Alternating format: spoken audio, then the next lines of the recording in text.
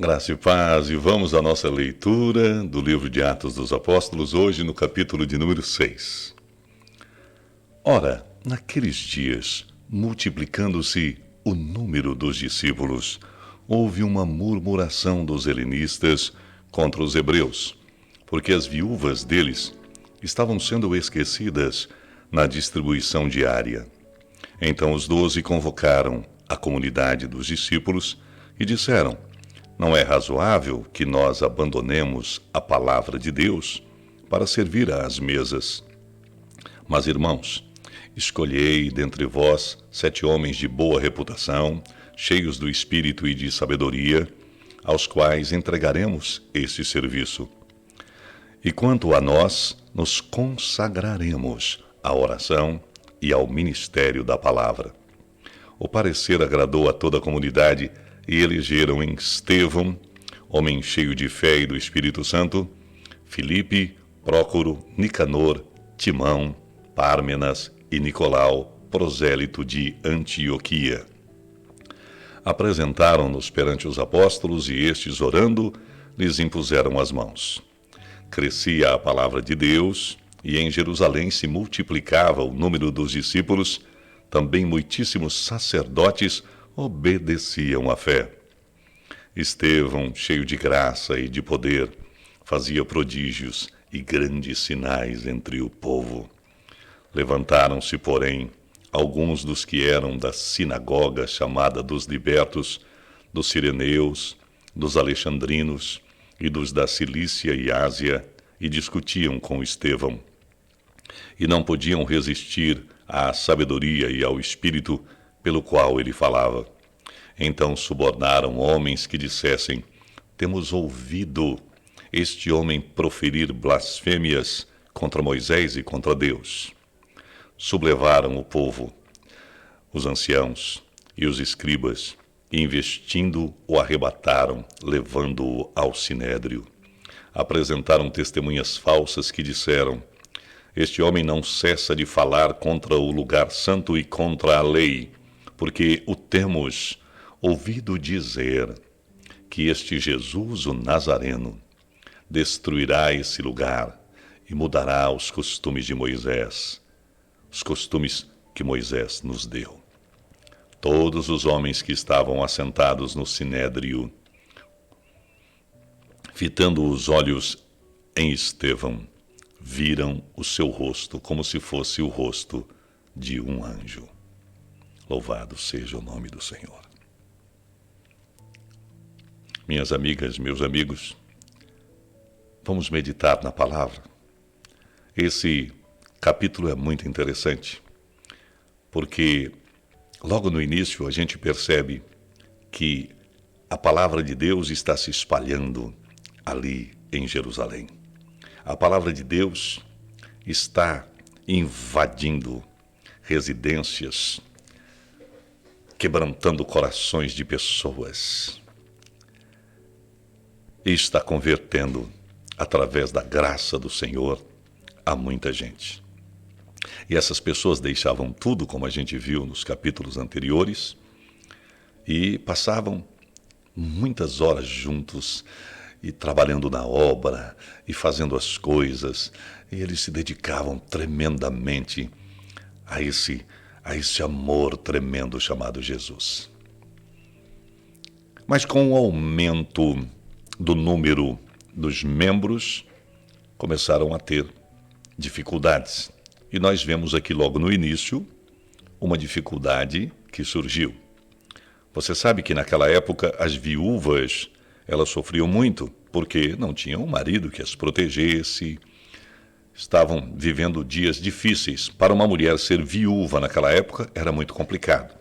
E ali nós tínhamos 2 tipos de viúvas. Nós tínhamos na igreja primitiva de então, até esse momento. A igreja não tinha se espalhado para fora ainda, estava em Jerusalém.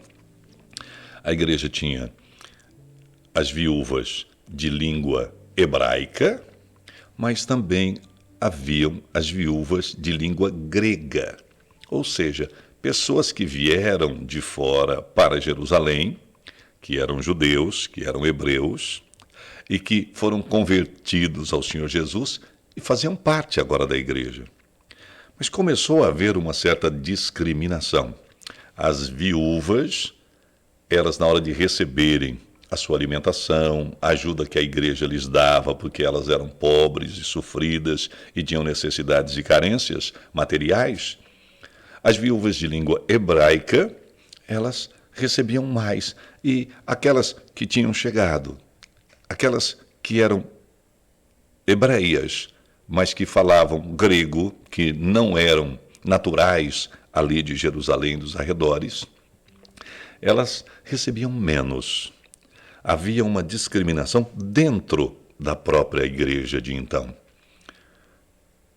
E elas naturalmente reclamaram.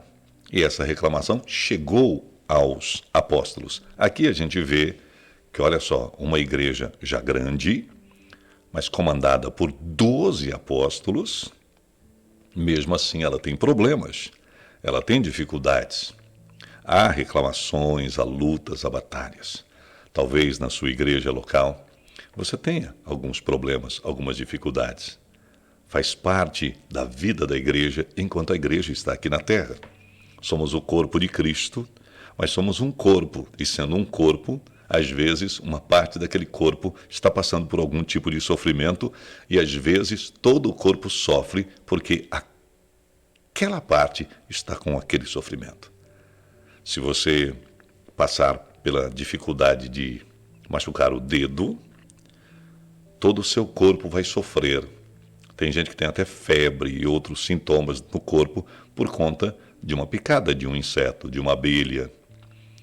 Foi naquele lugarzinho, mas acaba atingindo o corpo todo. Assim é no corpo de Cristo. Aquelas viúvas estavam sendo esquecidas, elas reclamaram, aquela reclamação começou a ser passada e discutida e virou uma conversa, e aquela conversa chega aos apóstolos. Fica tranquilo, fica tranquila. O importante é você estar junto, mesmo que esteja na sua igreja com problemas, com dificuldades. Toda família, todo conjunto de pessoas tem dificuldades. Então os 12 convocaram a comunidade dos discípulos e falaram: olha, a gente tem muitas ocupações e nós não podemos, nesse momento, abandonar a palavra de Deus para servir as mesas. Mas vocês vão escolher 7 homens de boa reputação, cheios do espírito e de sabedoria, aos quais encarregaremos desse serviço. Lembre-se que não são 20, 30 pessoas. São centenas e centenas e centenas de pessoas. Você se lembra que só naquela pregação de Pedro, quando do Pentecoste, cerca de 3.000 almas vieram. Então nós já temos uma comunidade grande, muito grande, grande até para os dias de hoje. Então precisamos de pessoas que vão gerir, gestores, pessoas que vão cuidar. E 7 homens de boa reputação, isso é requisito para trabalhar na obra de Deus, cheios do Espírito Santo e de sabedoria, aos quais encarregaremos desse serviço. Gerir a questão da alimentação, especialmente a questão da distribuição dos alimentos para que as viúvas de fala grega, as viúvas helenistas, não passassem por discriminação nenhuma, para que houvesse justiça. E quanto a nós, nos consagraremos à oração e ao ministério da palavra. Então, precisamos pregar e orar, e pregar e orar. E o parecer agradou, e a igreja elegeu Estevão, olha aí, homem cheio de fé e do Espírito Santo, Filipe, Prócoro, Nicanor, Timão, Pármenas e Nicolau, prosélito de Antioquia, o único que não era dali mesmo, que era um prosélito. Ele não era um judeu, ele tinha chegado de Antioquia e ele foi convertido e ele então passou a ficar ali entre eles. Apresentaram-nos perante os apóstolos e estes, orando, lhes impuseram as mãos. A palavra de Deus crescia, olhe o versículo de número 7. E em Jerusalém, a capital, se multiplicava o número dos discípulos, ou seja, pessoas que realmente foram convertidas, e queriam aprender e ser usadas na palavra do Senhor. Não é que era simpatizante, ia lá, ouvia uma... Não, não. Aqui nós falamos de discípulos batizados, dedicados à obra do Senhor. Também muitíssimos sacerdotes obedeciam à fé. A igreja do Senhor Jesus, a graça do Senhor Jesus, estava através daqueles pregadores ousados, verdadeiros, confrontando no Evangelho sacerdotes que deixavam de ser sacerdotes do judaísmo e vinham para Cristo Jesus, abandonavam tudo. Não é brincadeira isso, viu? Isso é uma coisa muito séria. Isso só mesmo o Evangelho. O Evangelho não conhece limites. O Evangelho não conhece limites de idioma, ou de distância, de país, de nada. Não há limites para o Evangelho. Eles obedeciam à fé. O texto, então, volta para o primeiro dos diáconos, Estevão. Estevão, cheio de graça e de poder, fazia prodígios e grandes sinais entre o povo. Estevão era um homem muito ousado. Perceba, ele cumpria com retidão, com decência, com ordem, com produtividade o seu trabalho de gestor com os outros 6 diáconos, mas ele também era usado por Deus, fazendo prodígios e grandes sinais entre o povo. Não apenas o povo da igreja, mas o povo de fora da igreja. Os moradores de Jerusalém, os judeus que não eram convertidos. E Estevão era muito bom pregador e era muito usado por Deus, era cheio do Espírito Santo.